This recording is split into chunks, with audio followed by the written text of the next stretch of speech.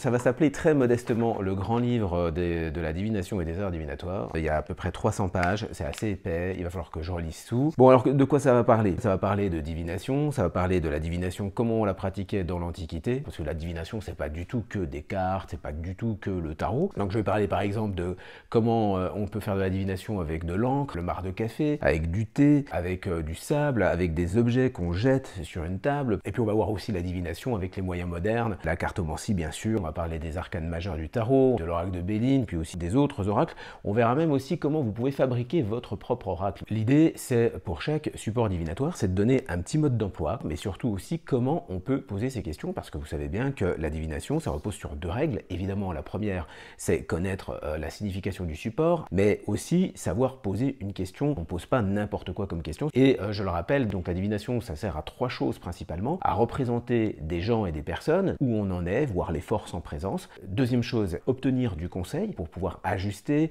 pour pouvoir améliorer quelque chose ou résoudre un problème. Et puis troisième chose, c'est pronostiquer l'évolution de quelque chose, comment une situation va évoluer. Donc c'est en vente à partir de septembre. Je vous tiens au courant dans ma newsletter, c'est le lien qui se trouve dans la bio.